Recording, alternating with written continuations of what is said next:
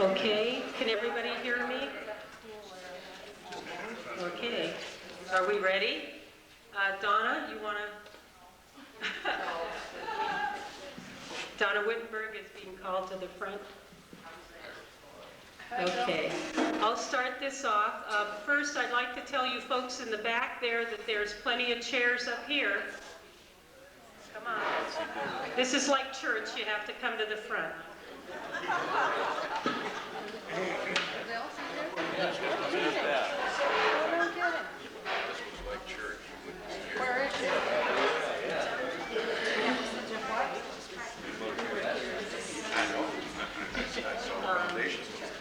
There's Marion right here.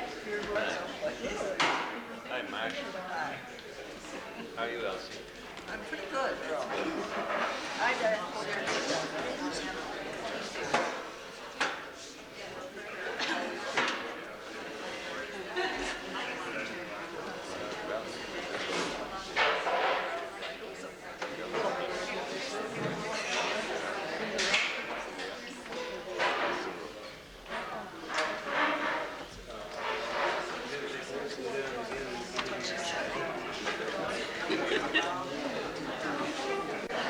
I'd like to welcome all of you to an evening of Canadice history, which is something that was concocted by Donna Whitenburg and myself and John Hopkins.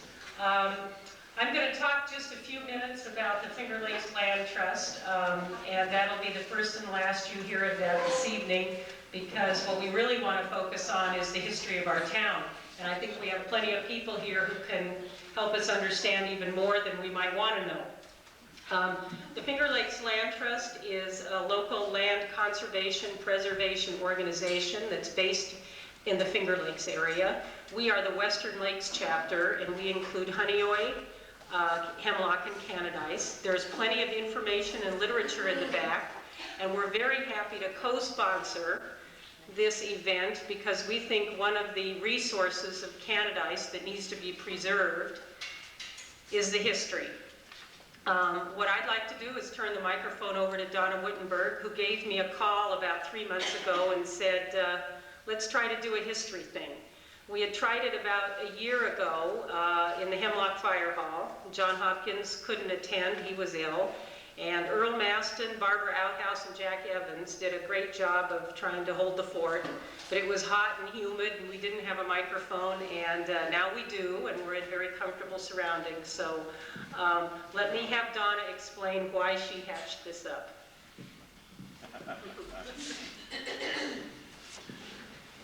I, being a lifelong resident here, felt it was really neat to listen to these people who knew everything that went on, good and bad and indifferent.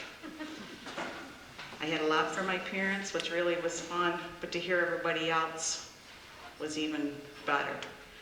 And I just thought it'd be kind of nice if we could get some other people and some other things tonight, and maybe compare notes from last year or from whenever. I hope everybody enjoys it, and if you don't want to speak, we'll come to you and you can sit there, and you won't have to stand up. We won't force you, but we would like to hear from you.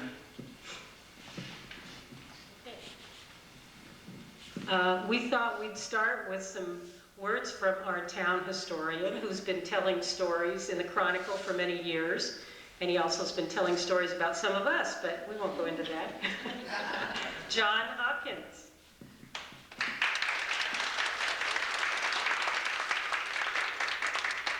Thank you all very much. It's a pleasure to see you here tonight. Donna is to be congratulated for having thought of this idea, and Sarah is to be congratulated for being so thoroughly efficient that she puts the whole thing together, and it's a lot of work, and she performed it very well. I have been honored by being your town historian for the past 8 years, and before that, my better half, whom I've been married to for 56 years, was also a town historian. And before that, another lady that I admire very much, Beverly Deeds, was town historian. So You've got a lot of historians here tonight. The contributions you've made to the Canadice Chronicle have been just a constant surprise and pleasure to the two of us. You have told about your youth. We have this evening Walter and Gertrude Smith, who lived on the west side of Canadice Lake. We have Earl Mastin, who comes from a very proud family. We have the Appholders represented. We have a former school teacher, whom I love very much, Marion Sutton, and so many, many others, Edna Becker, who survived the storm of '64, and that was quite a night that night. So there's so many of you here that have contributed. I'm sorry Robin isn't here, but she certainly told a lot about you, Laura, and one of the more interesting people that has lived in Canadice. Is there anybody here who would like to favor the absorption of Canadice for the town of Richmond? No? Well, it doesn't really come as a surprise to me. We are very strongly our own people. And there are people from along the lake who are here, Lee Packer, Marion Pitt, and others, Lee Durkee. And so the whole town is represented, and very well represented. I hope this evening you will search your memories and tell us some of the interesting stories.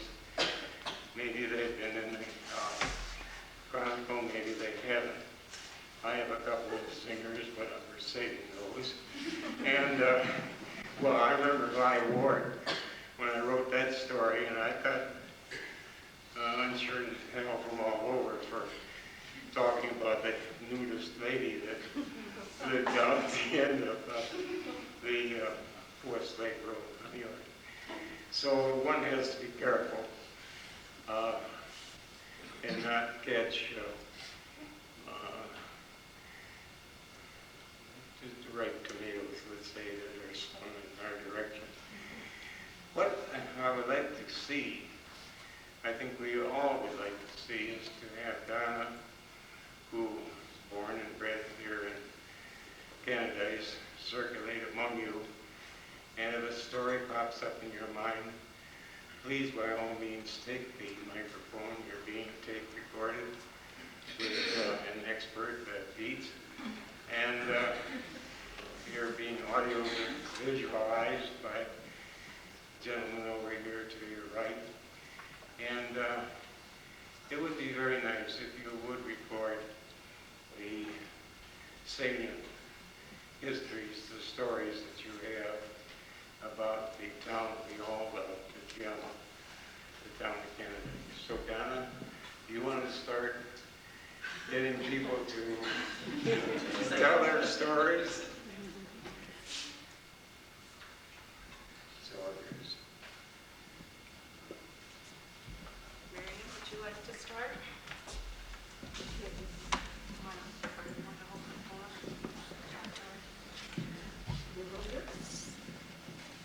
Why don't you start? Wants me to start. I think a good way to start would be to consider the crops that have been grown in Canadice. I know my mother and my aunt, Speedy Preston, used to go and pick, what did they pick? What did they pick? Hops. Every fall. It was when they were young, before they were married. Perhaps they did that before they were married. All that. Okay. You want to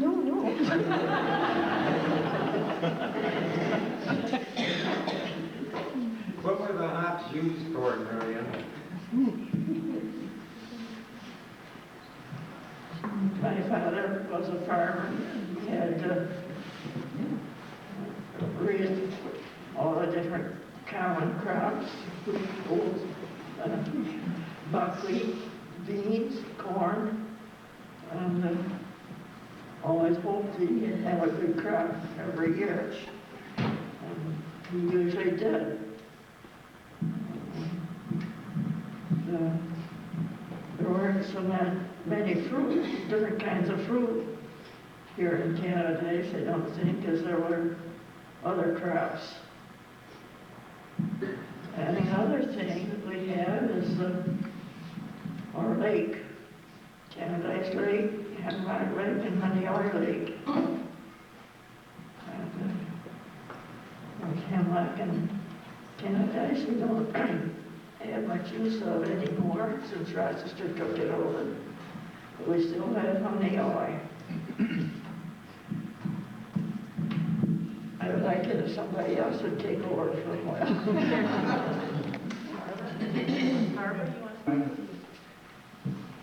And then the church needs shingling. The woman man said, I think I was only 17 or 18.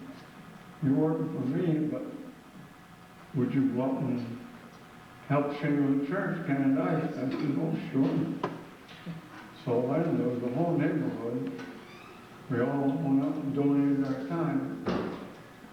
And we had quite a number of them, and we put the shingle on the church in one day. And Leah's father told, boy, that was a good project. I didn't think it would ever be done in one day.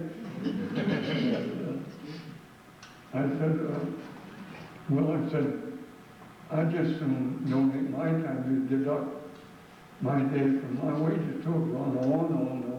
He said, you do a tremendous job for me, so let it go there. My father bought property over on the other side of the lake. When we were teenagers, my sister and brother and I, we walked over there almost every year, at least once, to see the beautiful chimney fireplace that had to be just pushed over. My father tore down the cottage and took every bit of it home to Manitou Road, Spencer Court, where house was built by Nate Short in Hemlock, or cottage really. And I don't know how he did it. We had no driveway then. When the city cut the wood and built a place to keep their horses, they made a driveway so that we could drive our car up to the cottage. But before that, we had to park it in Peabody's turnaround next door to Grace Babcock and her husband. I want to pay tribute to them. Grace worked on the men that drowned. I have the picture in the back of.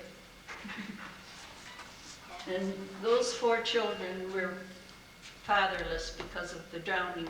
And we, teenagers, were out in the canoe with my uncle, and the 2 men drowned. The article tells that Bill Morton, a very avid fisherman who lived over there too, held the one man, tried to keep him from submerging. But Grace told us a couple of years ago when we stopped to see her, because they moved up on 37, I think it is, on the farmhouse.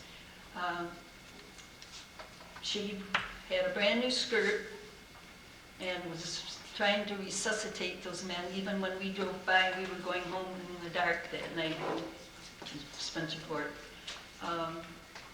She wore holes in her brand new skirt, just being on her knees trying to resuscitate them, but it didn't help either man. Both were gone. But those are the 4 children in an article telling about it. And there's also pictures of the house next door to my father's cottage was the McNutt cottage. People in Michigan owned it, but then Dr. James Wells he was president of the Geneseo State Teachers College, lived next door in that nice old house, 2 stories, and there's pictures there of us sitting on the steps. I love the Canadice. We come up every year. Our daughter and her family live in Staten Island, and she said to her 2 children, I wish you could have had the fun we had up there in Canadice. They have to drive to New Jersey shore to get away from the Staten Island traffic. So, you going to say something? Not really. No, back in the days, Depression. Do we remember that, all of us? I couldn't buy a job, and like a darn fool, I quit school because I wanted to work. But I got cornered into a, what do they call it now? A blind date. And I found out that that blind date, her folks had a cottage on Canadice Lake. So I didn't get away from her. I stayed with her. 56 or 7 years? Okay. But this reminds me, this lake property, both Hemlock and Canadice, reminds me of when you were in grade school. Every school, I think, had a bully. Well, I class the city of Rochester as the bully. And if I sound like I hate the city of Rochester, I do.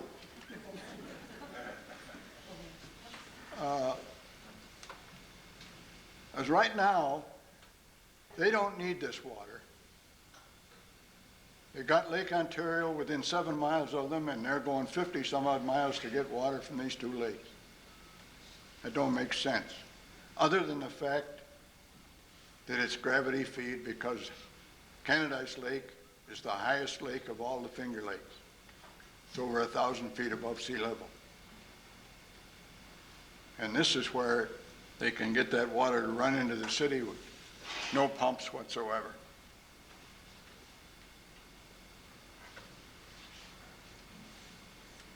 But they started out years and years ago buying property around these 2 lakes.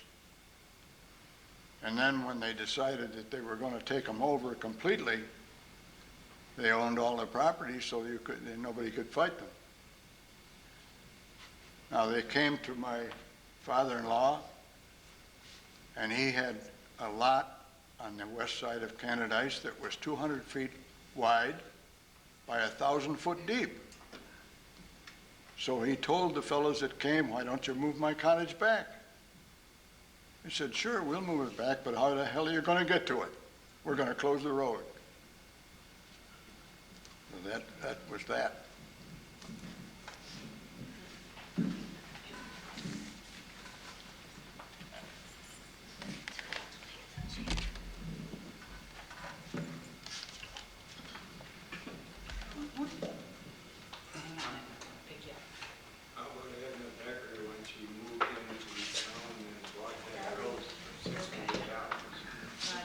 Stories about being up in the middle of the night in the winter, how many nights and how many years that you look for snowstorms? You talking to me? Yeah. You want to tell us some stories about your years as the wife of the highway superintendent in the winter? I could tell them a lot. How about one good one? Pardon? How about one good one? Well, I can't think of one special one because there were many, many incidents. And anyone who knew that Raymond was conscientious and wanted to straighten the things out and keep everybody happy, well, that was almost impossible. They would call in the middle of the night. They would call any time of the hour of the day. But he loved it, and I think if he'd have been able and could still walk, he would have still stayed on and done the highway work. He loved it. The thing I wanted to tell him about Raymond's mother is, you know, Raymond and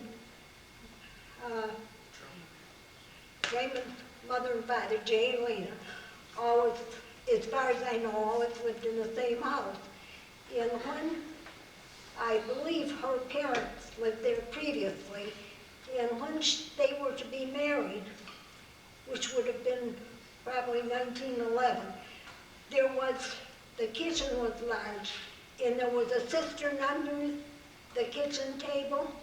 There were no cabinets, there was no facilities, but all this water came under the kitchen floor, and then there was something to cover until they drew the water again. And the day that Jay and Lena were married, they were married in that house, and some child who was there had seen them lift the cover to the cistern off the cistern, and Raymond's mother didn't realize that that had happened. She was excited anyway, and she fell in the cistern. That was the one thing that I really remember. But I remember both Raymond and Jay were good highway superintendents, but Raymond was more dedicated, and he made more allowances for people. I feel safe in saying that because I know it's true. Thank you. Donna, what about Mary Simons Yeah? in your schoolhouse? You know what he's talking about? I don't. Oh, I know what he's talking about, yeah. Well, I haven't lived here all my life, only since I was 7 years old. That's a long time. Long enough. A while ago, John had the story of, Earl Mastin wrote it, the story of the schoolhouse on this hill, the Haley Hill, that burnt down. And I just asked him a while ago what date it was. I know it was 1932, and it had to be early November. It was a beautiful sunny day, just like this. Only it was cool. We had our winter jackets. And George Crassley used to go over early in the morning and put wood in the stove and put the damper on, and then by the time we got there, the rest of the kids got there, he'd dampen it off, and it was fine for all day, right? Well, about 10 o'clock in the morning, there was smoke coming in under the door. And Hazel Bush was the teacher, and she used to live right here in town. At the time she was teaching, she lived on Crassley Hill Road. But she said, I can remember, she said, I was in 3rd grade, and she says, come on children, get your jackets on, we're going outside. So we got up and put our jackets on, and of course we could see the smoke coming in. Opened the door, and it wasn't really a lot of smoke out there. It was coming in under the boards that were in this shed. Just like this little schoolhouse here, there was a little addition that was a wood shed. What stored the wood to burn all winter. So If there was wood. we're all, oh, I don't know. Sometimes there wasn't. But there was, I can't remember how many kids in the class. It was Ivan and Irene Mastin, 4 Cratsleys, myself, Gladys Carr. I don't know what else. Probably about 10. Maybe. The at the most. nine. Who? The nine. No, they were down the other side. No, just right down here on Haley Hill. Truman, I think. Truman. That's what I wanted to tell the story about. So, we got our jackets on, we started across the lawn, and she sent George Crassley down to Mrs. Mastin's to use the phone. And we were going up the hill, away from the schoolhouse, the rest of us. We're going along, we're just about halfway up, she looks back and counts heads. One's missing. So down comes Truman. Truman had gone back into the schoolhouse and got his desk and dragged it across the yard up into the road, and he was coming up the hill with his desk behind him. It was so funny, I can see him yet, pulling that. He wasn't gonna leave that desk in his schoolhouse. But then when we, in order to go to school, there was an old building here on the corner. Probably a lot of people remember it. I remember the building. I think Marion Preston tore it down in, what, 1946? About the 46, when they dismantled the big building. And I have a good picture of it, but I never thought about bringing it. But they went to school in there for the rest of the year, and then the beginning of the next year, they went to Honeywell. But I didn't. My mother thought that was too far to walk, so I went to Canada and went to Cheshire School. But that was the end of that schoolhouse. But I can just, it was very impressive to a kid in 3rd grade because I can see every kid walking up that hill, and Truman with the desk. I wish he were here.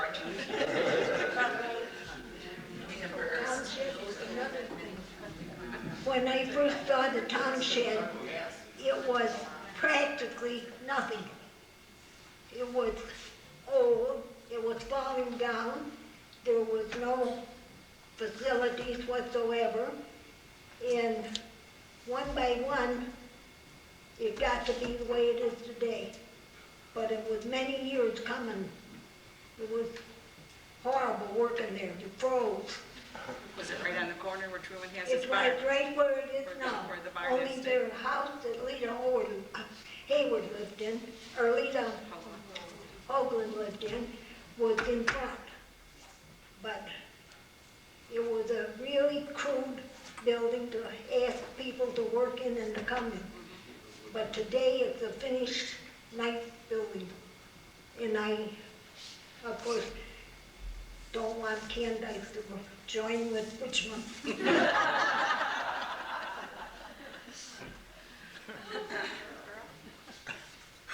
Talking about the schoolhouse over, you have present among the teachers that used to teach there years ago.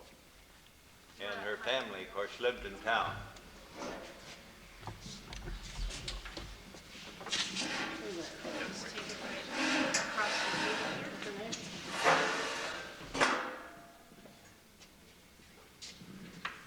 Talking about the school over there, I mean, I thought you have to mention how many people would realize, but one of the teachers is present here tonight that used to be there years ago. And that's Elsie Hartnell. Her maiden name was Elsie Doolittle. The Doolittle family lived in town many years. Her mother went to school over here in this little schoolhouse. She was a great friend of my mother and Lena Becker, and they went to school there at the same time. I have a picture I know home of my mother and Lena and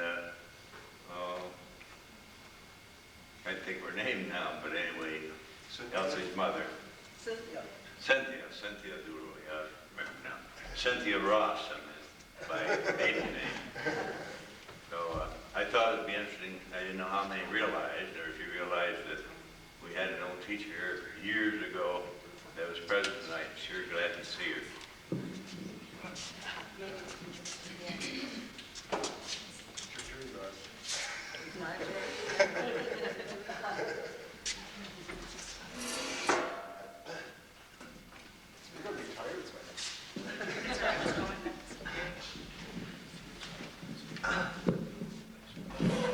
Well, it was in the early 30s when I taught over here in the school.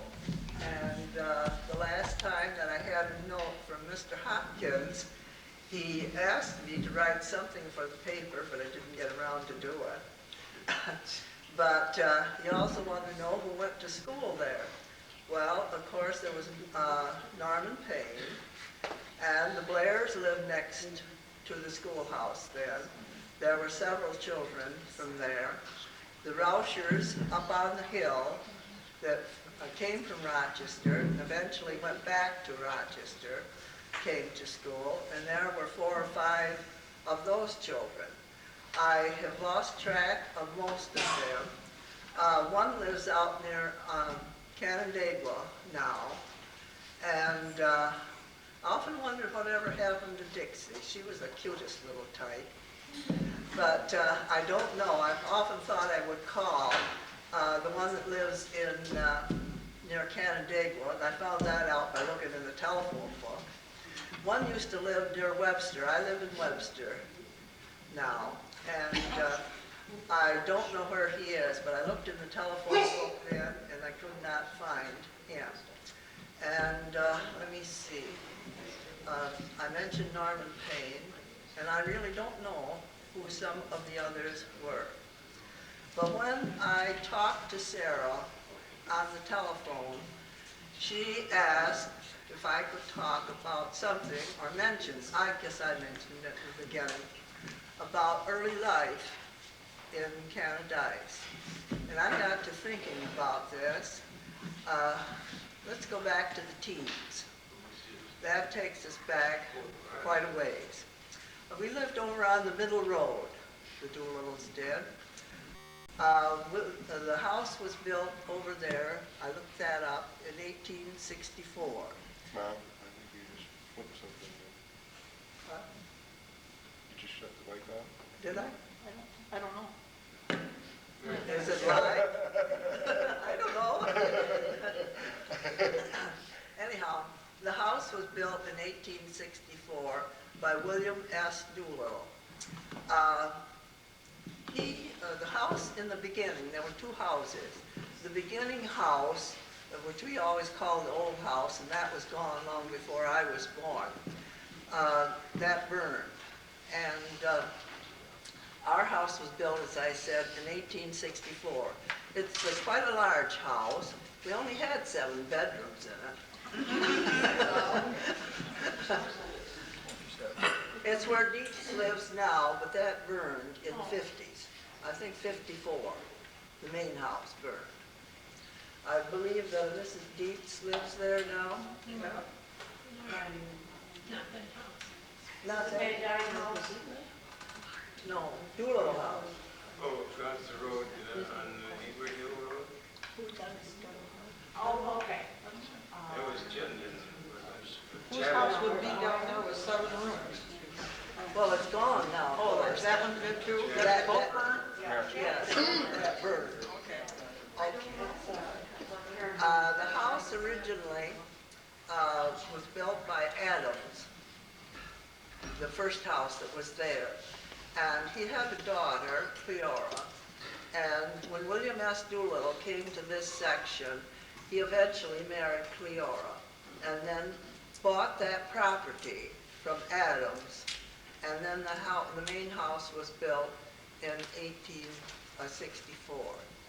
And that was where I was born and brought up. And my grandparents lived there, Frank and Emma Doolittle. They're buried right out back here.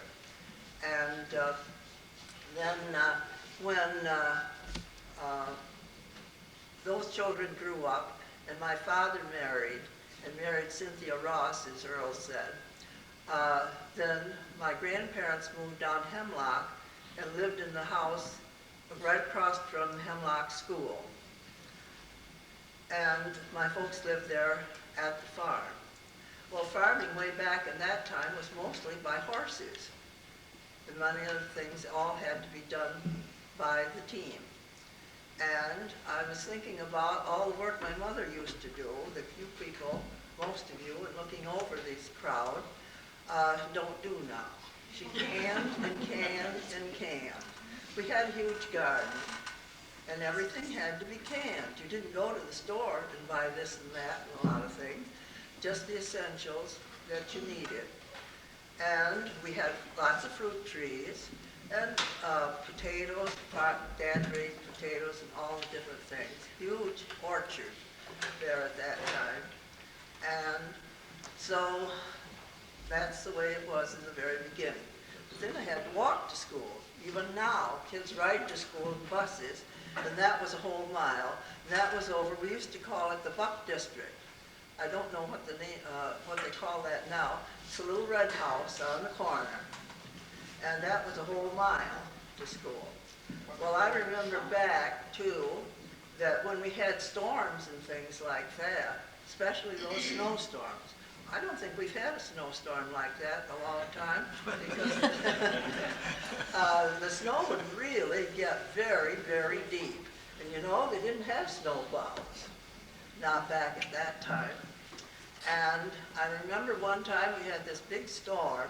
Dad rode the horse down, picked me up. I rode the horse back, and he led the horse to get me home after school. And, let's see, I don't know what else to talk about. There were quite a few children there at that school, and I do remember, and the tree is still there, because I went by it 2 or 3 weeks ago, that willow on that schoolhouse lawn. I remember my father saying that they planted that on Arbor Day, and he helped to do that, and that tree is still there. Oh, it hurts so big. Well, I told you I was going to tell you some more about the teens. Or am I talking too long? A couple more minutes, and then we'll go on to something else. Well, I remembered way back then that my mother and all the ladies from Canadice around were very, very active in World War I. And they would get together at different houses and do things. Well, one of the things they had to do for the Red Cross, they bought this cloth. They had to rip it into strips, and then we wound bandages. And of course, then there were babysitters. When mothers went, the children went. So we children had to help wind this bandage for them. I learned to knit at that time, because they would come and they would have these knitting sessions. And they would knit sweaters and socks and different things like that. I finally got through a pair of socks with the soldier. The poor guy there. My mother turned the heel of the toe on that for me. And then also they had to have money to buy this different material.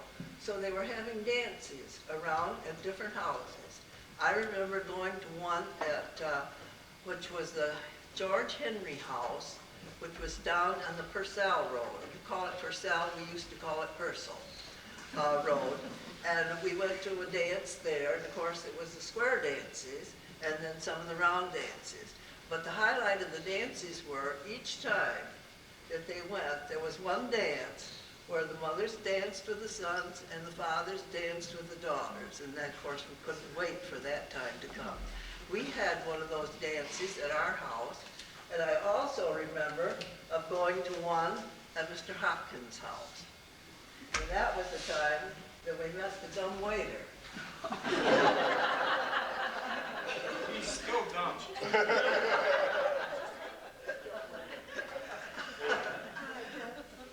Nicest dumb waiter I ever saw was in Amy. That's what you just said. Yeah. That's the one. That's the one. That's what it's Tremendous.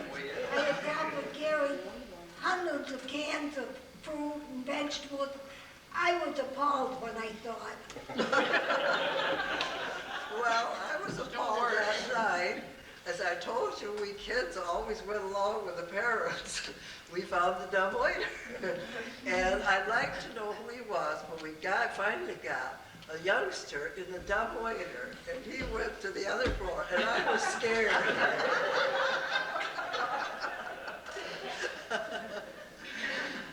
Oh, dear. That's a real big house. Amy and John's house is real big. Yes. I'm not sure how many bedrooms are in there. I don't think I counted them. I was thinking,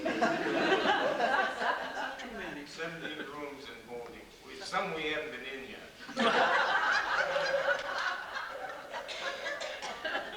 Well, I think that's enough. Let's have somebody else. Thank you. Mary, let's work our way back here. Would you like to say something for the young voters? Let's see. I think what I remember, I'm Mary Pessel. I used to be Mary Ann Holder. I think what I remember most about summertime is when all the neighbors would get together, all the farmer neighbors would get together, and they would thrash.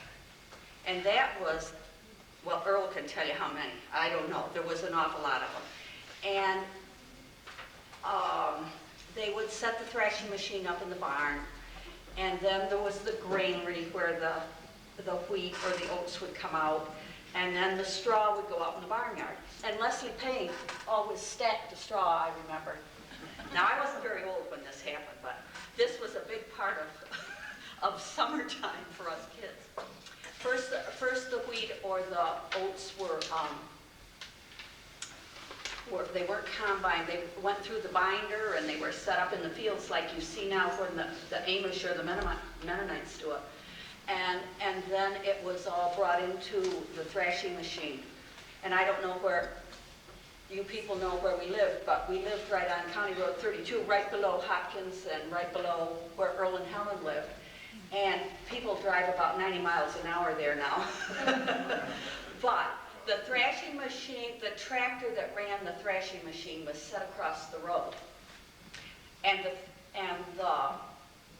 the mailbox was taken out, so people had to go around the tractor to get on the road, back on the road again. Then my mom had to prepare dinner for all these thrashers. And all the neighbors came with their teams and their wagons, and they proceeded to fill up the wagons, take them to the thrashing machine, and go back and get another load. And there were probably between 15 and 20 men. Right. And Mom fixed dinner for them. And I was supposed to help, but I'd much rather be out in the field, so I wasn't much help.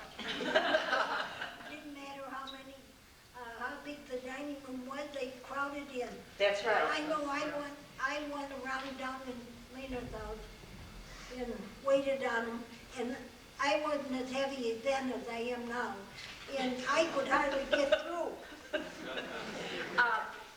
And Mom always, she had a wood stove in the kitchen. I mean, she didn't have an electric stove then. So everything was prepared, the whole dinner was prepared in the middle of the summer. Yeah, on that stove. And everything was homemade. Yep. And she always wanted to keep the dining room cool for the men because they worked so hard. Yeah. And then she always put a wash basins on a little table outside so they could wash outside. I remember that too. Yeah. So, it was great fun, great times, and I think now there was a camaraderie there that you don't have anymore. They missed a lot of things. Can Some I- of them were bad and some of them were Good. Mary, can I tell a little story that's going to date you and I? Okay. When I was Because it's going to date me more than it's going to date you. When I was a teenager, Mary and her husband Ernie babysat for me, for my parents. I was the child. Now we are mothers And grandmothers. I had a son that went to school with her son, and we now have grandchildren. So I remember when you and Ernie being there and babysitting. Long time. Long time ago. Norman. Yeah, I've got one little thing anyway.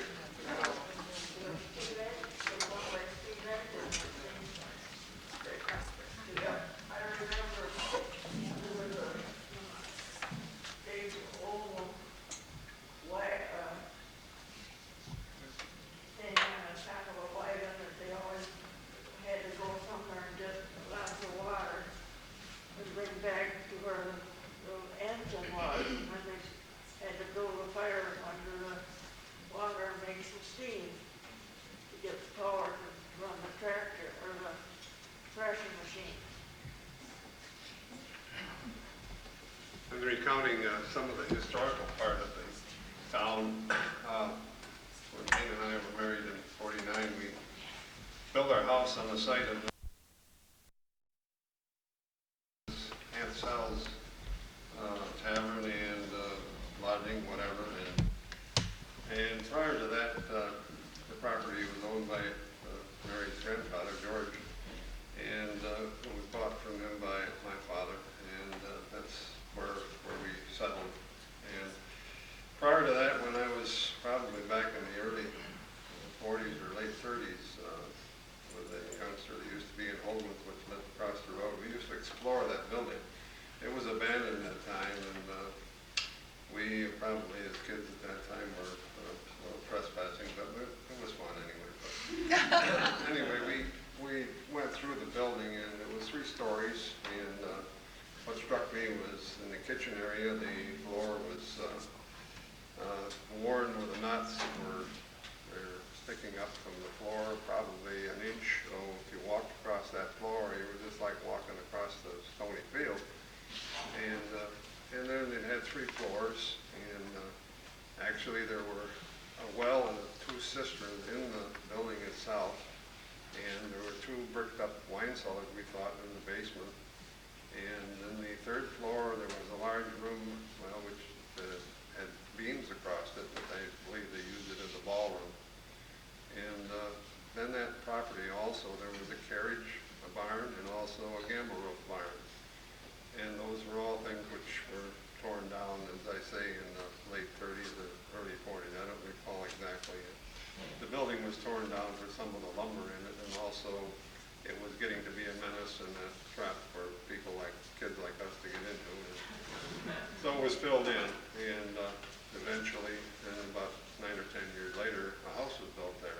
And so that's where we built our first home, which we lived there for, well, 28 years. And since then, we've been in other houses in town, but I think John's getting carried away with this millionaire road business.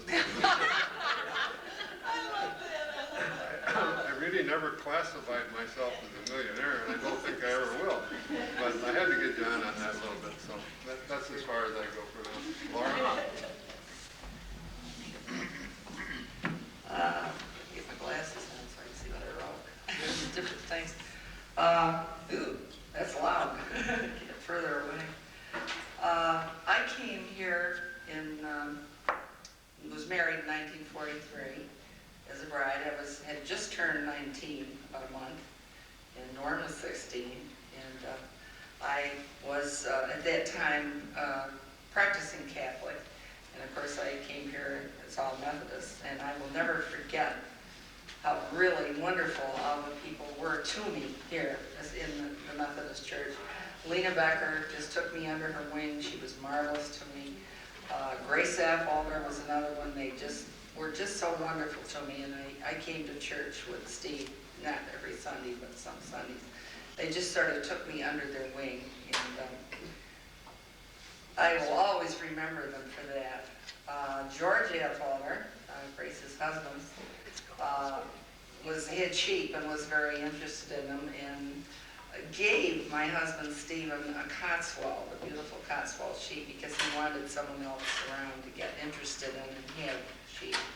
And so from then on, after that, Steve built it was more or less a hobby with him, really, but because there were other things he did, but he built it up. We always had about 100 ewes, and so my daughter Robin grew up with sheep from the time she was born, practically. And now she has her own flock of natural colored wool sheep, and she breeds exclusively for the fleeces. She has just a small, not a very big part in one of their barns up there, because they have a big dairy farm, and Andy gave her some room for her sheep, and she said, my sheep are covered with me and my dog when they got married. But she does very well at all the shows. She gets reserve grand champion. We go around to shows all year. She really knows what she's doing, and she spins, and she makes wool things and everything. I'm trying to think, there was, after we were married, we didn't have electricity for, it was 2 or possibly 3 years, would you say, Norm? 3 years? I would say yes. 3 years. We didn't have electricity, and we had oil lamps, and we had a generator in the cellar. And how did that work, Norm, to get lights? A generator which supplied direct current. Yeah, and we had light bulbs. You had light bulbs and wiring in the house. Yeah. And we had a pump in the kitchen sink. We didn't have water, and we pumped it. But one night we were playing cards because, of course, there was no, the entertainment of TV and that at that time. We played cards a lot at night, the 2 of us. And all of a sudden I didn't feel very well. And I said to Steve, I feel sort of funny. I feel dizzy. and his mind was sharp because instantly he reached over and grabbed me. By then I was starting to pass out, and he carried me outside and laid me on the dirt, and it was carbon monoxide, and we both could have, the generator was doing it, and it was right up there in the kitchen. We both could have been killed, you know, or died, I'm sure. That's one thing I remember.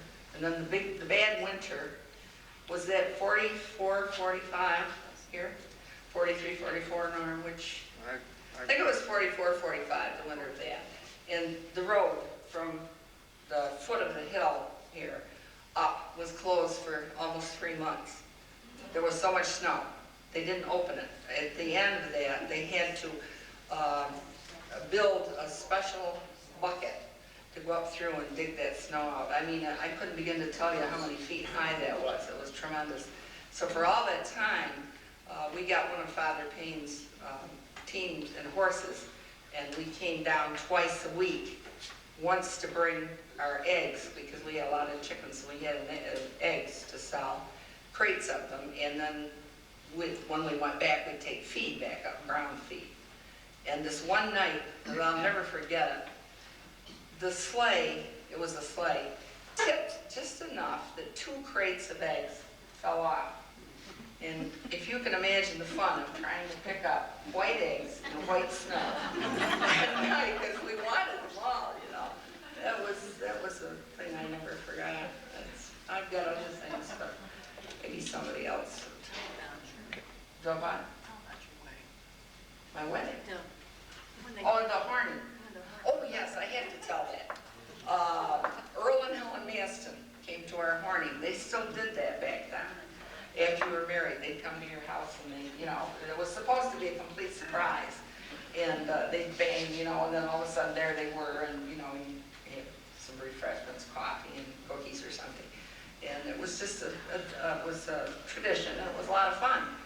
And I always will remember it. I know Faye and Edith Caskey were there, Helen Earl, I'm trying to think of the different ones, but anyway, I was very vain, and I wanted to look real nice, and I always wore makeup, and I wanted to put mascara on, and we had the oil lamps. So I was upstairs. I knew they were coming because they often tell you know, somebody let us know they were going to come that night. So to be sure we'd be there. So I'm upstairs, and I'm looking in the mirror, and I'm holding this oil lamp, and I'm putting mascara on, and I got the lamp too close. Went all my eyelashes. Just like that. Oh, I never will forget, because oh no, you know, here I wanted to look so pretty and so nice, you know, I was banging. Went my eyelashes. Oh, I'll never will forget that. That was quite unusual. Oh dear. Well, you got off lucky. We had 2 hornings, so. Did you have 2? I never knew that. I'll be darned. That was a very fun tradition that they used to do back then. And I remember too, when I was first married, the Ladies' Aid and the different societies were very, very active.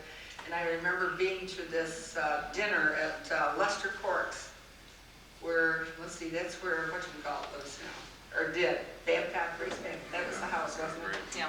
Lester Cork's, yeah. And I was always so impressed with all the people here. They were so friendly. So it just made you feel right at ease and at home with all of them. Just good country people with lots of, you know, good character and morals and friendliness towards strangers in their midst, so to speak. I'm trying to think if there's anything else. Somebody else has got something to say here, I'll bet. If I think of something else, I'll... Joe? You're not going? Yeah. I was waiting for the cord. Just trying to go too much further here. You want me to slide down? You could, maybe. Well, I'm a relative newcomer. And I'm beginning to think I'm pretty old. But Dave and I moved in 1958. We bought the original Marion Becker homestead. Marion set up housekeeping in a house he built around 1879 on 4 acres of land. And we bought that plus 130 more acres that he and his son Dayton had accumulated 1958, there were about 550 people here in the town of Canadice. Very small community, very close-knit community. And having come in at that time, I got to know a lot of these old-timers that are no longer with us. And I felt very privileged to have been able to do that, because they really were unique. They did make you feel welcome. There were times when you had to prove yourself to them. That was a little difficult for newcomers, but it worked out very well in the end, because when they did gather around you, they protected you. And sometimes newcomers need that protection in town. You need to feel that there are roots here, even though you have added this to the roots that you have left from somewhere else.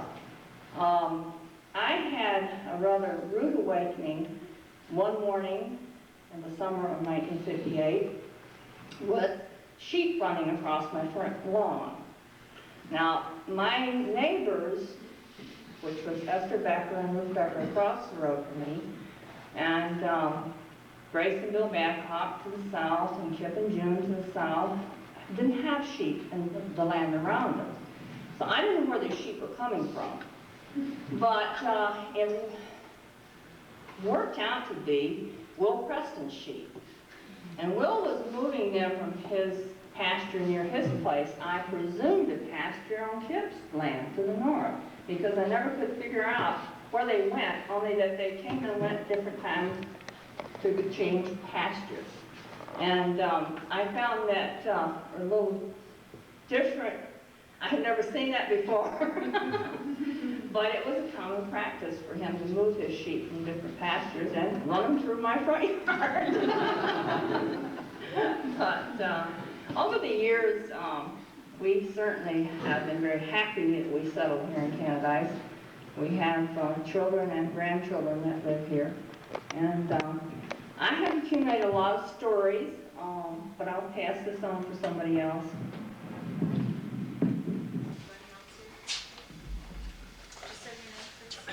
Andy Tangi.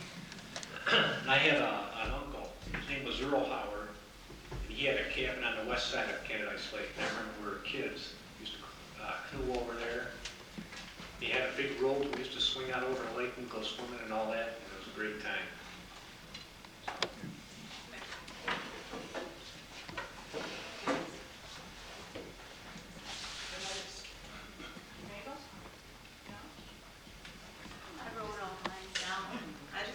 I've been here 81 years. You have a story that was funny, something? Funny? I told all mine in the campground. I'll just read it. Well, I've been here 81 years. And down on West Lake Road, my grandpa built the house in 1896. And it's right below Harriet Spencer Park. And that's where the house was built, from the logs. They drew the logs down, the grandpa did, and had Mr. Kramer, John Kramer's father, came from Hollister Lumber Company, and which was Mrs. Hollister's Spencer. She was a Spencer. And drew the logs down to Rochester and brought them back and built the house. So 81 years. Well, it's 100 years old this last year, that house was. Then my dad bought it from Grandpa in 1916, the year I was born.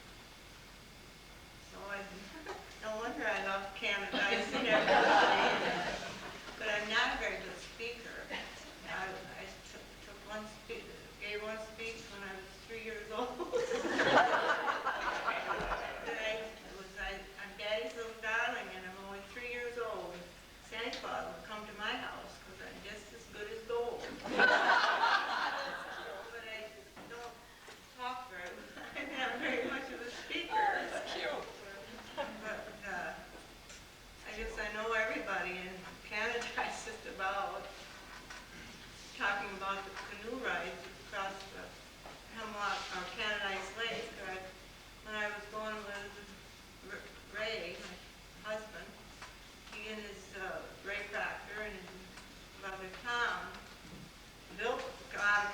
cottages over there.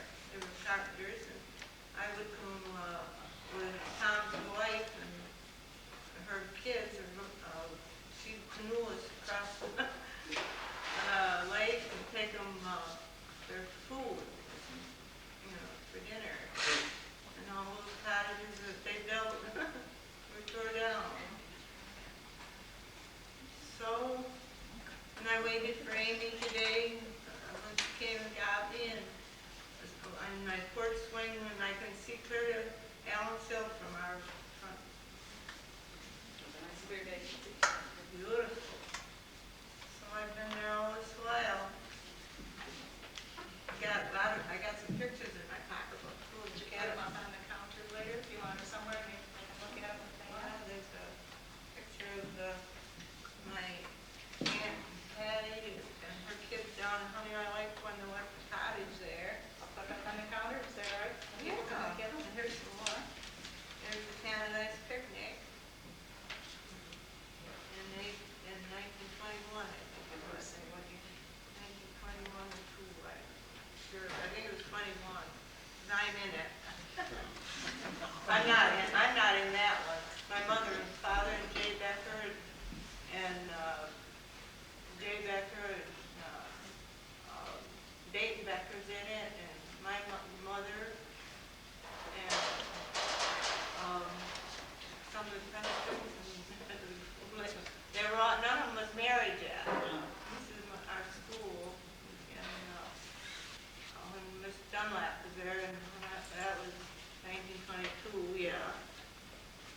And Alice Alger's down there, little Alice Alger. And that's me under a chestnut tree. Can you imagine a chestnut tree? They're all gone now. Yeah. Okay.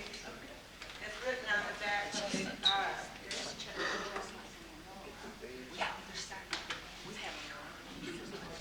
But I think I'd told about all my traveling around, climbing up we got a falls in our gully that's about 40 foot high, and the hang gliders, they jumped off there, and I was out in the backyard one day and thought nobody's around for miles and miles, and I on a little blanket, and I thought, well, I'll take my blouse off. Oh! It was nice and sunny, and all those up into it.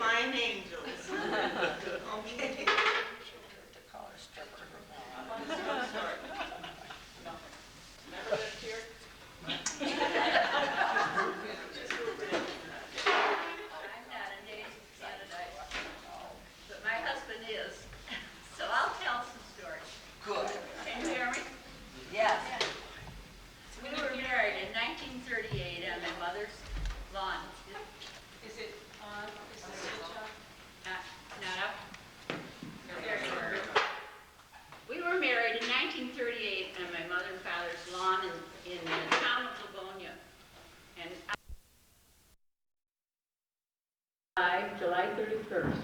And of course, they always had warnings, as Laura told about. Well, it went on for a whole week after we were married, and we lived with Clifford's parents. And we thought, oh boy, we've escaped it. 4 o'clock in the morning, what a noise, and there they were. I think it was 1 o'clock in the morning. So we did have a warning. And he had a milk route that he had bought from, well, I guess he eventually sold it to Earl Mastin, or bought it from him, can't remember. Anyway, he had to get up at 6 anyway and go out on the milk route. So it was all right, we were off. Naples, yes. Well, the first year of our marriage, I went back to teach in Victor, where the Cobblestone School is at Eastview. And he still stayed with his parents. So we didn't have our own house until April. Well, in August, with a milk road. We went down 15A and turned to come up Johnson Hill, and a car stuck him broadside, and he totaled the truck. But he did not have anything but a scratch on his head, for which we were lucky. Then I went back to school and taught. In the winter, I got the mumps. Oh, my. So he and his mother, or my mother, his mother, and myself, we had the mumps. And the whole school got them. Well, we got over that and got along all right. And in April, we got our own house. And his sister kept house while I was gone to school through the week.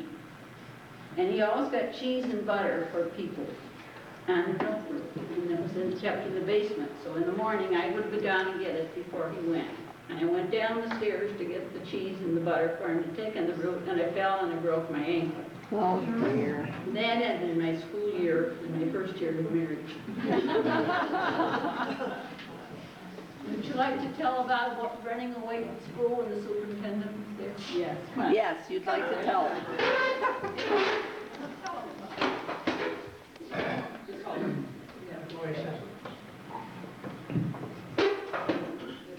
I went to the district school down there at the top of Holmes Hill Road, and we used to ride down Holmes Hill on our sleds in the winter. And a bunch of us went down one day and come back up, and there's a car parked at the school. We were a little late. And it was H.P. Weatherall, the superintendent. So I hiked it right across lots to home. First I went back to school. I don't know what didn't happen, but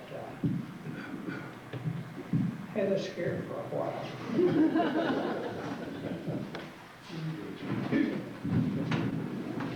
Hi, I'm Dick Whittenberg. I'll kind of brief here, but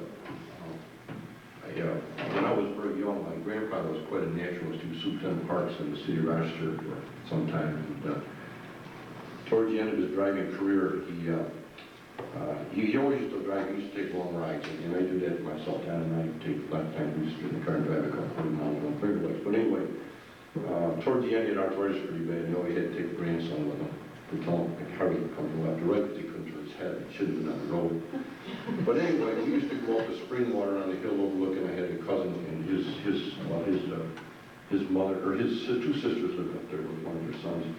And on the way back, we stopped at Babcock. Bill Babcock was my cousin. It was my cousin. And that was long before I was probably 10 years old or so, you know.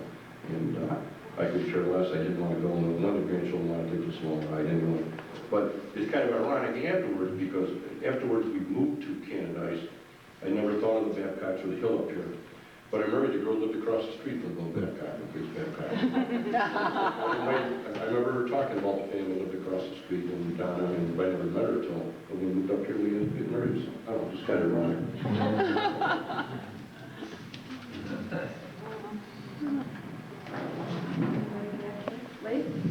I've only been here 35 years. I don't have much. Yeah.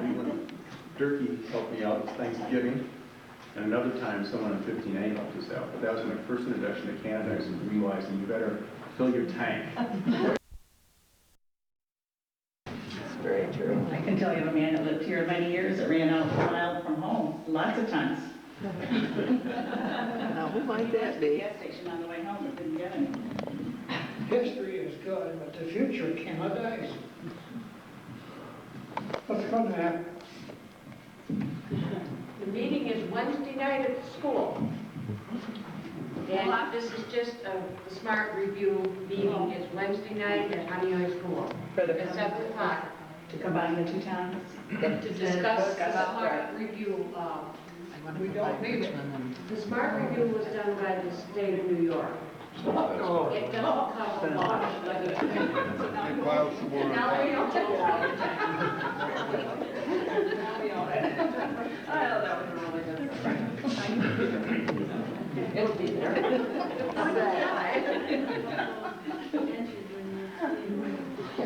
He did a lot of work in his barns.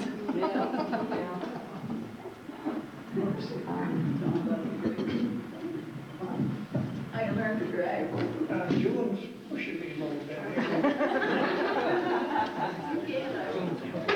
Donna got her license. Used to drive to school once in a while. Yeah. We would let her go to takes a shortcut down Jersey Hill and gets in the ditch. So she's looking for a boy down there. I guess she got there, but that's on her. We just put up a garage. I got one more story I'll tell, and this is a story I just recently acquired. All right.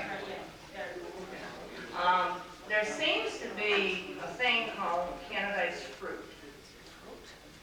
And anyone that's ever stuck a shovel in the ground around here knows what Canadice fruit is.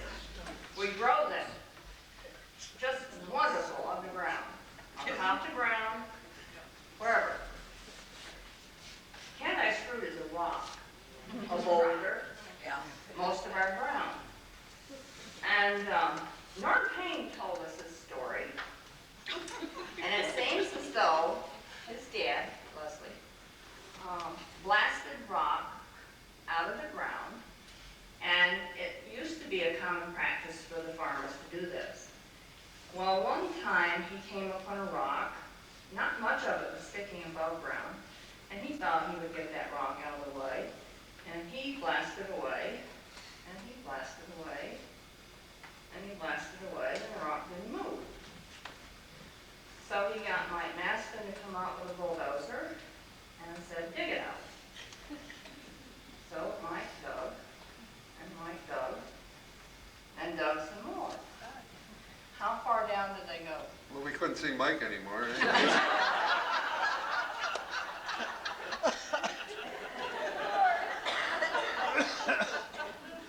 Now, Leslie, being the type of person he was, decided that old rock won. So he told Mike to fill it back up.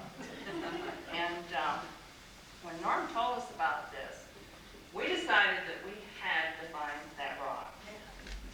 So he recently showed us where that rock is. Where is it? It's on the land we just bought from Laurel. So it's up there. So now They piled some more on now top. we own it. Now we own it. Oh, that was a really good story. It'll be there.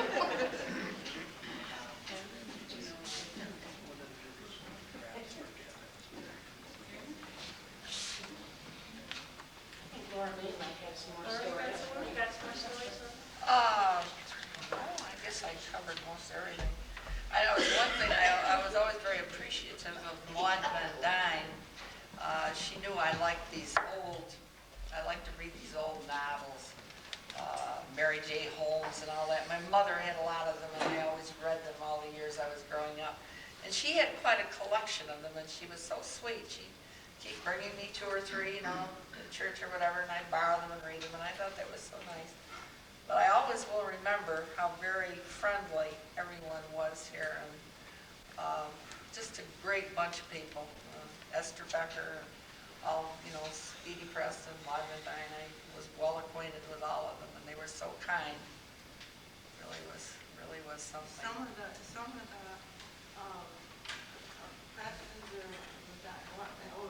carved their names on Another story I hear. benches. If you put the benches over to the town hall up, you'll see some of their relatives' names carved on there. Clifford Becker's name is carved in one of my barns.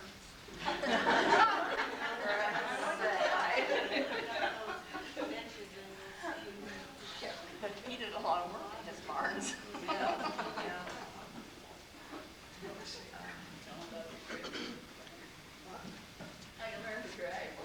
June's pushing me a little bit. Donna got her license, and she used to drive to school once in a while. They would let her, and said, go to school now, don't be driving around all over. So she takes a shortcut down Jersey Hill and gets in the ditch. So she's looking for a boy down there. I guess she got there, but that's on her. Goes to show, don't do what your parents tell you not to. Because you had to pay the toll bill. You didn't have any money.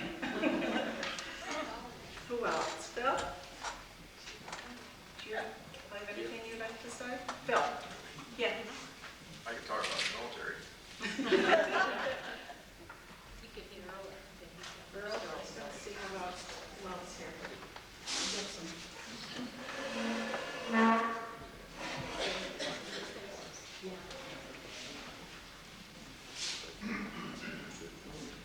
Well, I'm old enough to live in town all my life and still do.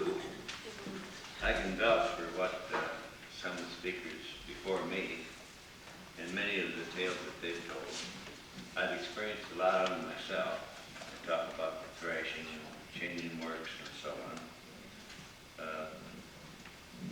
There hasn't been much mentioned, most of you know, maybe somebody don't. Of course, the town of Canadice is the smallest town in Ontario County. And population-wise, it was the smallest until several years ago. South Bristol became the smallest town, population-wise. Canadice was formed from the town of Richmond originally. Probably most of you know that. But this was in 1825. In 1835, they ceded part of it back to Richmond. That part was located on the east side of the lake, east and south side of the lake. The reason for it was very inconvenient working the roads with the horses and so on at that time, driving so far around the lake to do the road work. Canadice was the latest settled of any town in the county. The reason for it, I understand, history says, is because of the swampland at the head of the lakes, and they're noted for fever, certain kind of fever that people were taken up with at that time, and many people have died from it. So this is the reason why they hesitated about moving into the town of Canadice. I suppose that there's a lot of people who can tell a lot more stories than I can about Canadice, but I have experienced quite a few. Very fine people.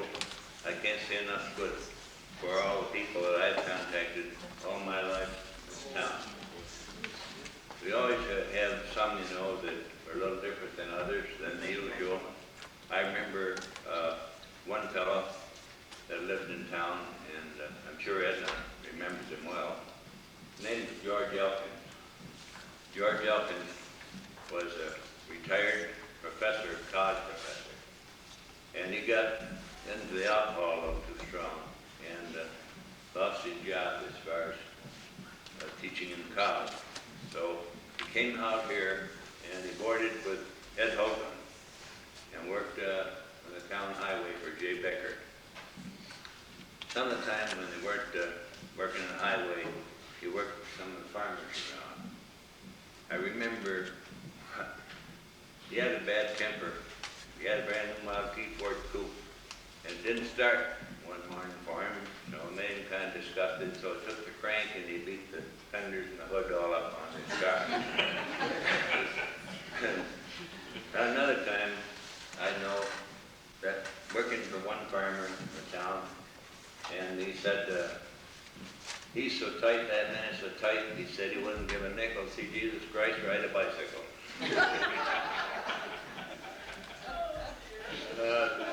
Came along the time, too, that I needed some help one afternoon haying. And Elkins said, I'll help you, and Gene Huey lived here in Canadice Corner. They came down. We were working the farm there where John Hopkins lived, and we're putting hay in that barn. Those days, you drew it up with horse fork. So Gene said, I will set the fork, and George says, I'll mow it away. Well, then the tractor drew the rope out with the tractor, 1020 tractor. Well, neither one of them could run that, so I had to drive the tractor on the horse fork. So I cautioned Gene with the trip rope, don't get it wound around your hand, I said, or anything, or leave it where you can slip it off as if the fork load of hay goes up, so it can drop off your hand and not get caught on it. Well, I hadn't gone only a little ways, and I looked back, and probably about 8 foot off the top of the load, there hung a Gene right by his feet, upside down. So, I quick like had to get off the tractor and get back and lift up him up and get him untangled and the rope off. Well, by that, George says, come on, Gene, he says, bring that hay up here. He says, the whole damn Mastin family hasn't got mine enough to hire me to out this way. So we did have some characters like that. I remember another one, led forward to on a farm that's all gone now, the buildings. Boarding George Apple around the north, George knew it. His name was Frankie Gaw, and they called him Coxie. I don't know, maybe it's because he deserved the name, but he liked hard cider pretty well.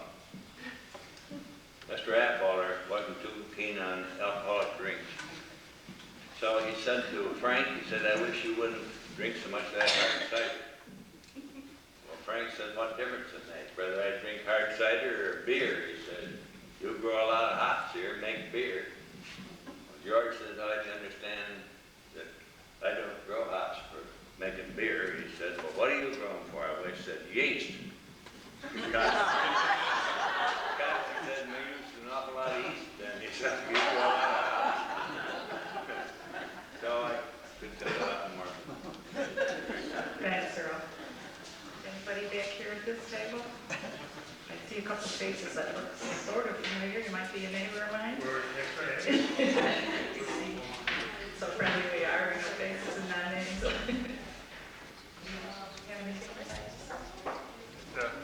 Is it a modern Canadice story?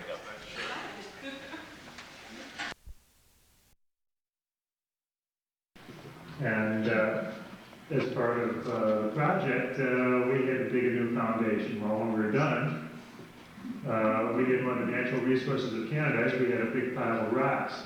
And I guess if rocks were money, everybody in town would be rich. So we also needed to rebuild a retaining wall between the house and the garage. And we looked at this fairly large pile of rocks and thought we could get a good start on building a stone wall. Well, the wall was about 6 inches high and we were out of rocks. So friends of ours bought the Babcock property down the road from us. And we scuttered around the hedgerows.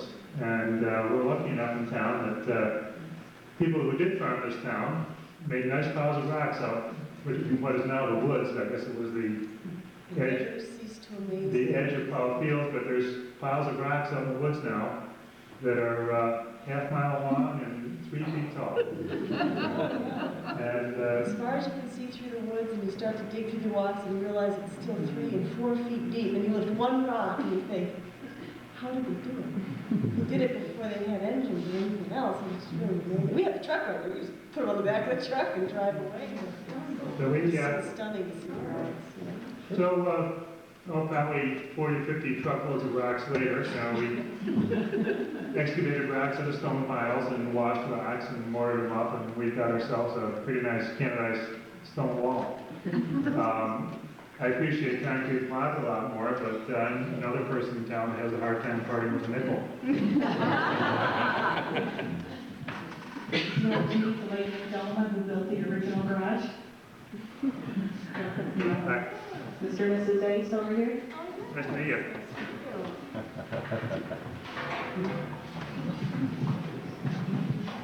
They're the people that live in your house now.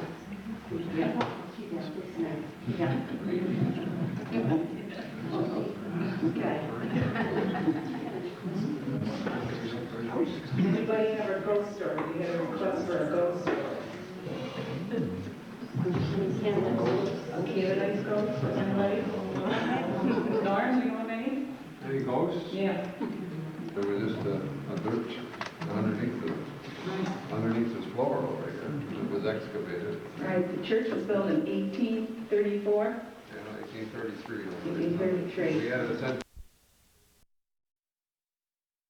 All the fundraiser they had or a dinner.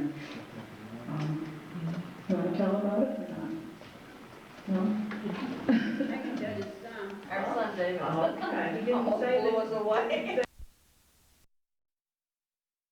It cost $20,000. It cost $20,000. It took 5 years to pay for it. We had very good help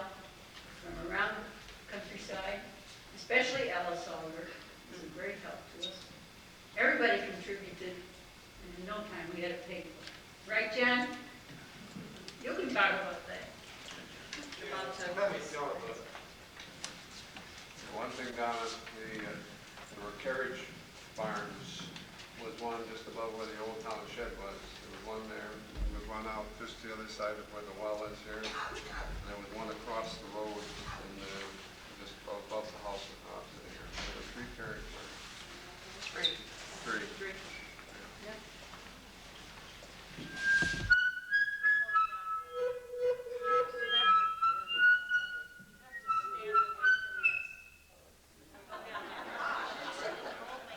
Sounded like one of our domestic arguments, but Clifford is a modest man. He was the president of the Board of Trustees, and I happened to be lucky enough to be on the Board of Trustees of the church. At the time that he addressed us, Charlie Dixon was there. The Reverend Horan was the minister. The other names of the trustees would come to me. And Clifford said, let's get this church a basement. And I don't know what he did that God moved him to say that, but I'm glad that he did. What they did was take out the windows and shove beams through from the north to the south. The beams, oddly enough, were 12 by 12, I don't know, maybe 40 feet long. And they came from the old Pearl Cathedral that was in Rochester, that was torn down in order to make a parking space for Eastern Kodak Company's tall building on State Street. So the beams had a good ecclesiastical background. Mr. Matthews is the man who came here and put those beams underneath. And then they put jacks underneath the ends of the beams and went around and around and around, raising this building up towards the sky. The chimney did not crack, no windows cracked, the furnace was fine, there was no any damage that we ever saw from the easy way that he raised that building. Then, of course, our Methodist prayer was very strong that we didn't find one of those rocks that you were talking about. We have one in our driveway, and Jay finally said, forget it, cover it up again, because the longer you dug, the larger the rock got. And we hope very strongly that such a rock didn't exist underneath our church. None did. It was very soft, friable soil. And Marcus Richards, I think it was, took a bulldozer and cleaned out the earth underneath. Now, along the way, the question of how we were going to finance this came up. And we had the district superintendent come out to talk about finances with him. He came out in the evening, it was like an evening now, and he crossed over a little gangway, which I don't suppose he thought was anything different from what we always had, came into the back room upstairs and sat down with us to talk about the raising of the church and putting in the cellar. And he said, well, do you have an engineer that would design the cellar? Oh yeah, Leo here, he's a graduate of correspondence school and engineering. He'll take care of that. And what are you going to do about finances? Well, Kip here, he's on the board of trustees of the Wayland National Bank. He can take care of the finances. And the district superintendent said, well, can you raise the money? And Bob Jerome said, sure, we'll have chicken barbecues and things like that, which he did. And even those calendars where you put a quarter in every month or every week or something like that, every device known to man, we used to raise money to pay for what we had obligated ourselves for. And the district superintendent said, well, we'll think about it and get in touch with you and let you know if we can spare some money from headquarters. And when do you intend to begin the project? Sir, it's already begun. You are on beams, not on solid earth. The man took it in awfully good stead. He had a good sense of humor, thank goodness, because he was confronted with a fact that had already been accomplished, and we were asking him for his help. As they said, in 5 years or less, the whole project was paid for. The whole Earl design was excellent. Layout of the facilities here to serve all the people there. For a while, during the Strawberry Festival we had, we didn't have the ceiling, we had just layers of paper to keep the dirt from the sanctuary up above from drifting down on your strawberries. And it was touch and go there for one session of the Strawberry Festival, but we made out very well. And if there's one person we have to thank for suggesting the movement and seeing that it got finished, it's Reverend Becker. John?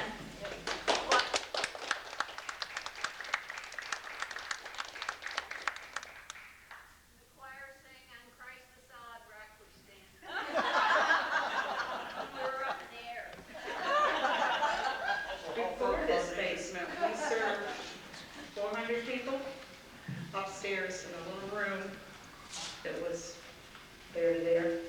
And we have a dumbwaiter up there also. That was the first dumbwaiter I ever saw. And it took the food upstairs to a little room. It was always 95 if it was any. And you ran up and downstairs, and up and downstairs, and up and downstairs. Yeah. Now we serve the same amount of people down here at 125 at a time. And it's all here. No dumbwaiter and no up and downstairs. Is there anybody else, right? Would you like to say anything while you're here? No? Yes. Reverend Swanson, is there anything you would like to know? Dude, oh, come on. Don't you have any stories in the 2 years? He just did a wedding on top of our hill. Yeah, she told about the wedding with the hat in the wind. Was it yours, Joe? Our son did. Oh, okay. You didn't say any names. The big problem there was the hat. Yes, the bride's hat. Had one of these real wide hats, you know, and it was really raining. It rained during the wedding rehearsal, but it was on top of a hill in the middle of the woods. So the day of the wedding, there was a terrible wind, and she's walking down the aisle, and I guess she had her hat sort of stapled to her hair. And she got under the little arch, and the whole time that she was saying the vows, I thought she was going to be like a little helicopter.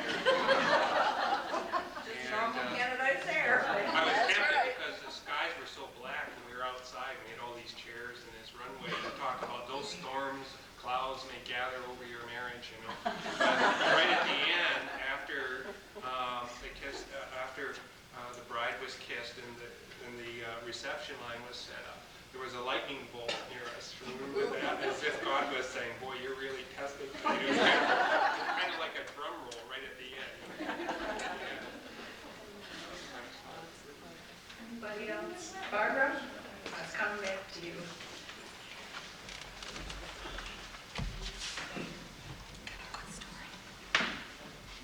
One summer in 1939, I think it was, my cousin Ruth Becker and I decided that we would like to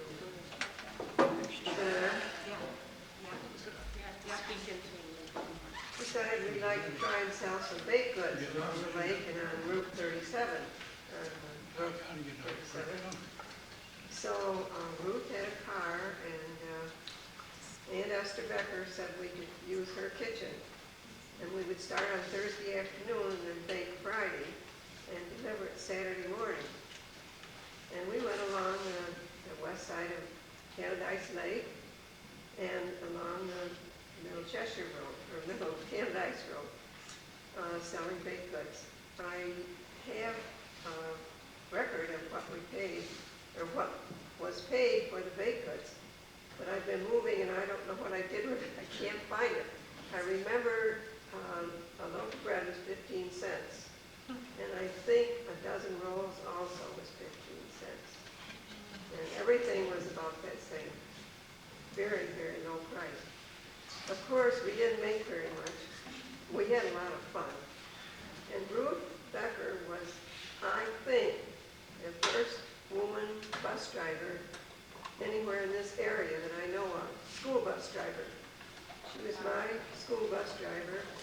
She started doing driving school bus, I think, around 1933. Didn't she, Kip? I don't know if you can hear me. Probably 1932 or 33. 33? She started school.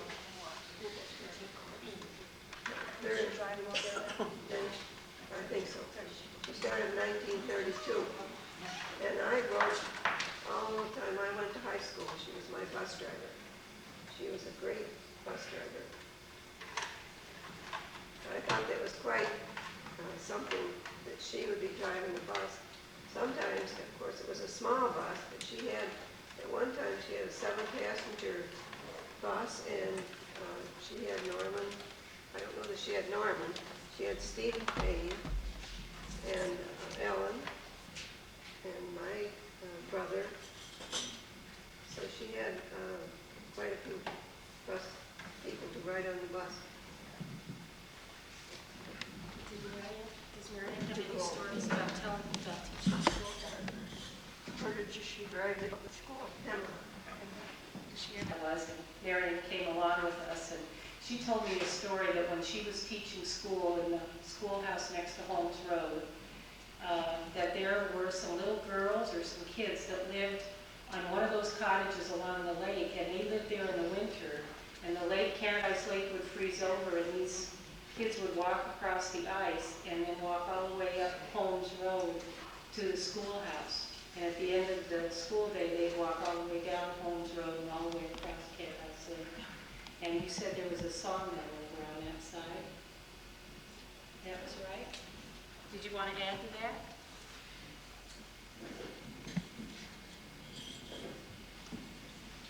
What did you say? Did you want to add anything to that story?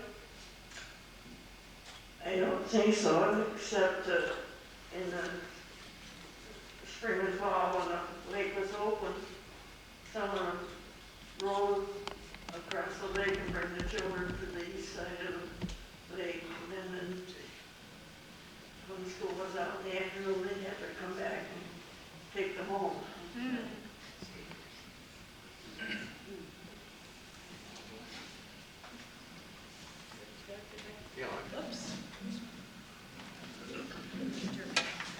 I'm a relationship to Mary Pessel, who was my cousin. I'm related to George Apfolter, the gentleman that grew yeast.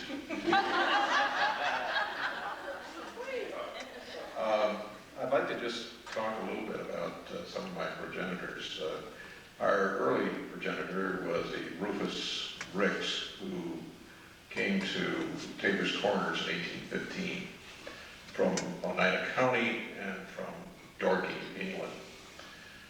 He had 5 sons, 3 daughters. One of the sons was Lewis Ricks, who moved to a home at the corner of Holmes and County Road 37, which I think is the Becker home.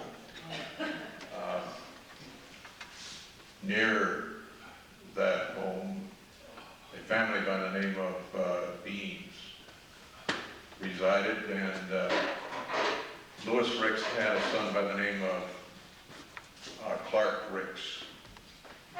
He met a neighbor girl by the name of Emma after he came back from the Civil War. And I might tell you just a little bit about the Civil War what the typical life was of a young private who joined the 44th New York Cavalry K Company, which was formed from Springwater, Livonia, and Rochester.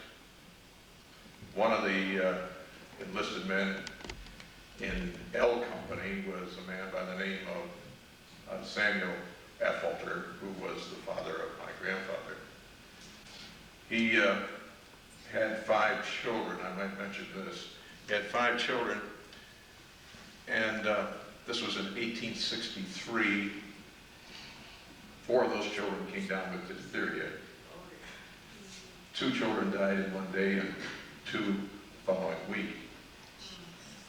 He had only 1 child left at that point, and he joined the Army in 1864. I don't know why, because he was 38 years of age and shouldn't have been called into the service at that time. I don't know of any war in which we called up men of 38 years of age. We're pretty well over the hill. But he was a harness maker, and I believe that's why they took him. Clark Ricks, and I might just run through what he went through in the war. When he enlisted, he went to Springwater. This was in early 1864. From Springwater, he took the train to Rochester, and I'm relating this from his diary that he wrote. And then he went by train to Canandaigua, where he stayed overnight on the hard side of a board he wrote in his diary. And from there he went to Elmira. At that time, Elmira was a devil, where Union soldiers who had just entered the service went to receive their uniforms, their blankets, and they were issued a gun. He was issued a carbine, which the men in the cavalry received. From there he went by train to Washington, D.C., where he was issued his horse and a saddle. He picked it up from a corral where there were 80,000 horses. Now these horses came from the West, and the Union had buyers in the West, and they would buy these horses, bring them to the East, put them in these corrals. There were 2 corrals in Washington, D.C., in the Washington, D.C. area, and he went there, drew his horse, and then the K Company of the 44th New York went to the Shenandoah Valley, and there they fought throughout the war with Sheridan. And I can relate to some of the stories of fighting in the Shenandoah Valley at Harper's Ferry, and also near Washington, the tail end of the war, when Earl made a final raid on Washington, D.C. in order to relieve the siege of Richmond. And the New York 44th was there fighting, and losses were fairly heavy in that battle. After the war was over with, Clark Ricks came back. Then he met Emma Branch. They settled on a farm on Bald Hill. And they had a daughter by the name of Grace. She later married George Affolter, Grace Affolter. And they had 2 children. My mother, who was Ruth Affolter, she went to the school that you were speaking of here, which is on County Road 37. At Holmes. No, just down the way, the gully. And yes, and when she graduated from Syracuse University, she went there and taught. It's interesting to listen to some of these names.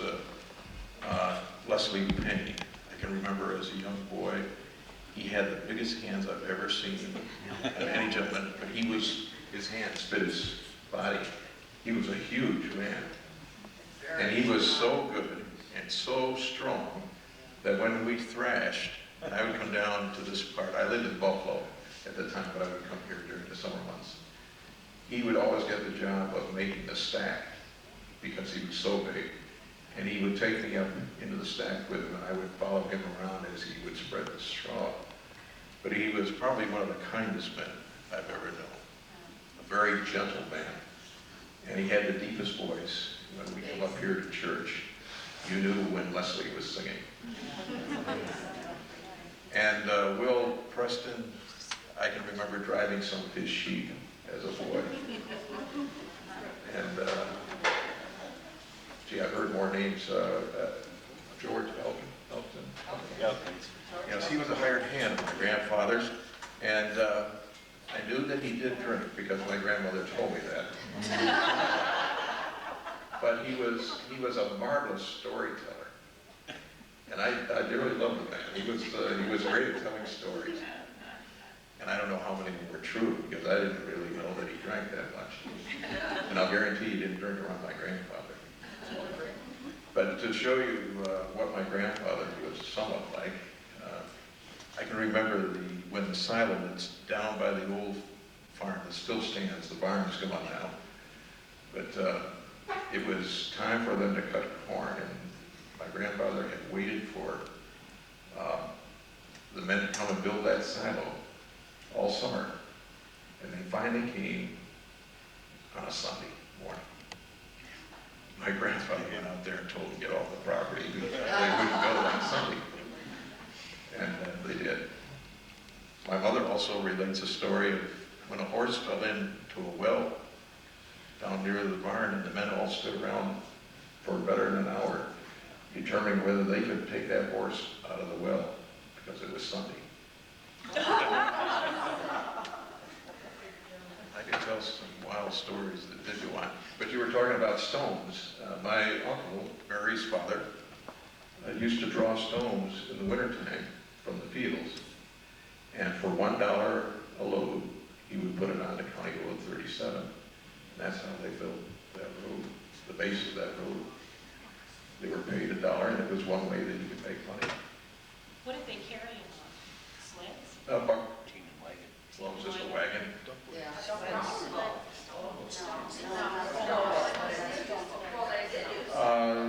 Your father said they got paid by the wagon. So I don't know. Mary would probably know a lot better. Stone sled?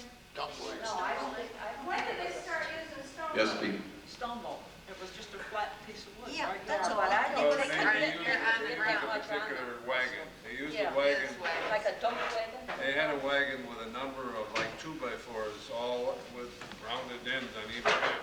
You start on one side, you roll them over, and the stones as you went by, it would dump down through the wagon itself. They were constructed of a bunch of like 2x4s, probably more like 4x4s. They sat on the regular wagon rack in between, and they had ends on them. You could take one up, and then the stones would kind of spill off to one side. As you kept working across the wagon, they dropped right down through. So you didn't pitch them off. It was a simple way of unloading, but like I say, Earl knows probably, he's seen those, and he knows more about it than I do. Well, I've drawn a good many loads of stone. And like was mentioned here, there used to be big, huge stone piles in the fields all around here, up over, especially up south of Canadice Corner. Yeah. And it was good money. Everybody was glad to get the job at $1 a yard for drawing stones and put them in a pile. They had piles in different places around town. Started off with the first improved roads here was one between the two corners. And the crusher, stone crusher, set up over here about the neighborhood where the town shed is now. And it was run by a steam roller. They had a steam roller and a pulley on it and that run. But then they later got an old international tractor and used that for run the stone crusher. These stones, after they were crushed, like they were drawn with a team and wagons spread down the road. And after that, of course, gravel put on the top of them. That's where they first started in the first improved roads. From there, they went south on County Road, what's now County Road 37. That's the only one that I know about. But that post office used to be right across from the church here on the corner. Start off as in, well, so your relative great-grandfather's house, Tague, Joe Tague. Great-grandfather Joseph Tay. Right. Postmaster. Right, and then he moved from there to Crooks' store, over on the corner, which is gone now. There used to be 2 stores in the town, one on the other corner and one on this corner. But, when you're talking about drawing stone, I spent many days doing that, and all of us were glad to get the money. Sometimes while we drove from Canadice Hill, went down the old abandoned road, piled them way down on County Road 37 South, and there, and well, you got, maybe you get a yard and a half, you got a dollar and a half, loading the stone up and draw maybe 2 or 3 miles and unload them on in, glad to get the money. And of course, I don't know how many of you remember, but who will realize the town of Canadice had a telephone company. Canadice Telephone Company, and that was organized by the native people here. All got together, you got the poles and all out like this. They formed a little company. The only thing they had to purchase was the telephones and the wire and so on, but they put in the poles and put up the line and everything. Well, as time went along, people moved, many of them, the town of Canadice, the roster and so on, making a better living. A lot of the lines were abandoned, poles were falling off on the road, and back when I was 17 years old, and I stayed out of school a year after I graduated. I graduated in 1929. They hired my father and me for helper to fix up these old lines where they were some being used and roll up the wire through the woods all around through the town. And all winter long, I know, drove a horse and buggy, started 7 o'clock in the morning, got home at dark, and we was all over the whole town one thing another. I remember digging the poles and that frozen ground, digging the holes for the poles. Dad was a better climber than I was. He climbed up and put the wires up and everything. And I gained weight. We had frozen sandwiches. Of course, I never heard of a thermos bottle. But Mother would take coffee, wrapped in several wrappings of newspaper, you know, and that helped keep them freezing by noon. She had a good appetite. And I know I gained weight, I weighed 185 pounds, that eating frozen sandwiches and working like that. I never get that close since, you know. But it didn't take long to lose it because that spring I hired out to Earl Hayward up here. My dad wanted me to go to work for him, and he said he'd already had 2 hired men that spring, and he was a hard fellow to work for. My dad said, gonna work for him, you gotta have 2 men's wages. Well, I was a little embarrassed telling him what Dad thought I had to have, but he's down 2 or 3 times. And finally, I got nervous enough and I discounted a little bit. Told him what Dad said I had to have, and said, you'll be in the barn 4 o'clock tomorrow morning. The barn still stands. Phil's brother owns it now. I set the alarm at 3:15 and walked crosswalks up, and I was in front of the barn when he turned the light on the house. I was there all summer.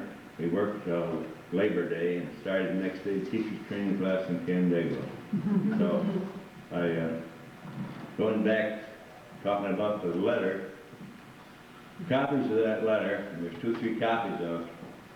One of them, this lady here that was from over in Ellenville area, and she had written, was friends with John Winch up here where Laura Payne lived there. And he was justice of peace that time, and she'd taken care of her nephew, who was a Civil War veteran, during the sickness of his last days.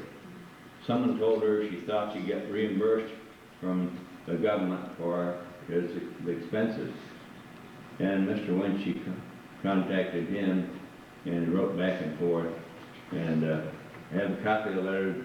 Commissioner of Pensions wrote to her and said he could find nothing where they would reimburse for a nephew, but father, mother, sister, brother. So that didn't work out. And he also stated in there that some good day of good sleighing, I'll come up and see you, he said.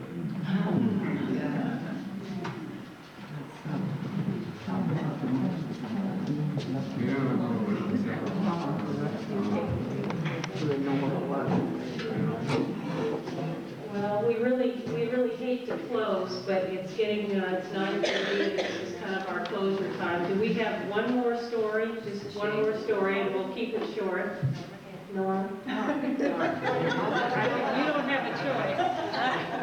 This will be our final story here, unless, yeah, this will be our final story. Here we go. Okay, I just want to mention the telephone again. Yeah, try again.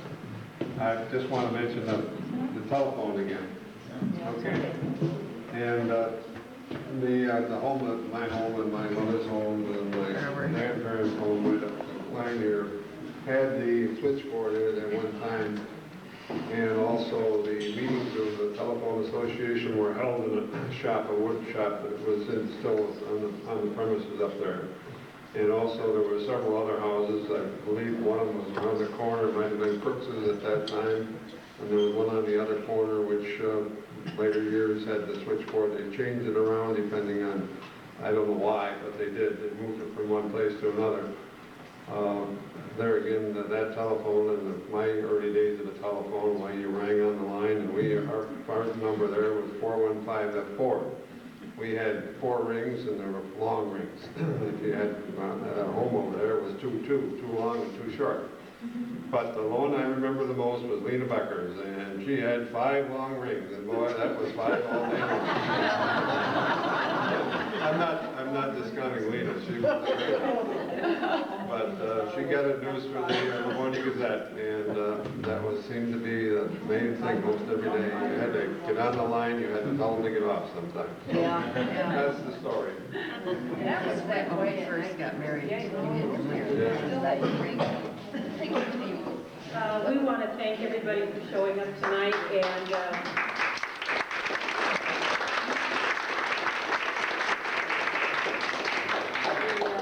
we hope that maybe this is the first in a long line of gatherings that should be happening.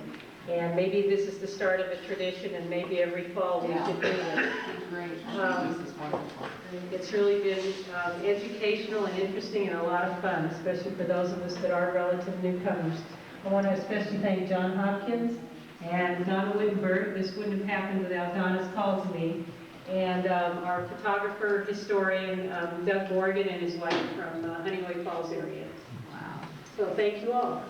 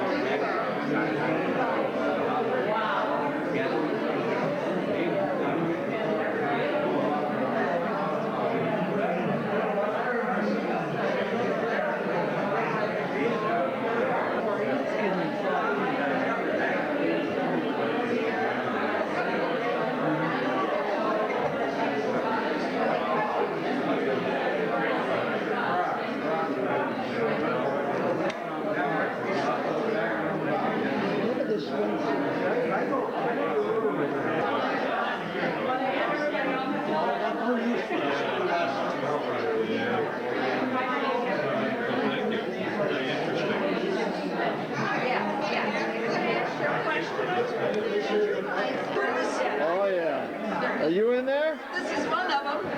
My sister and my young... I remember reading about that. Does anybody know where the kids ended up or what happened to them? Well, I think I've written 39 on there. It must have happened in 39. Maybe... Oh, and I didn't know... Oh, you didn't see that one?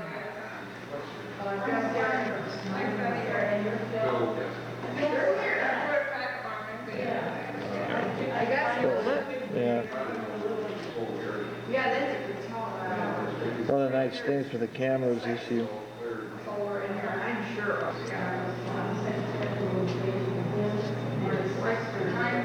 And where are your grandparents? Right there, that's my grandfather, and that's my grandmother. Wow.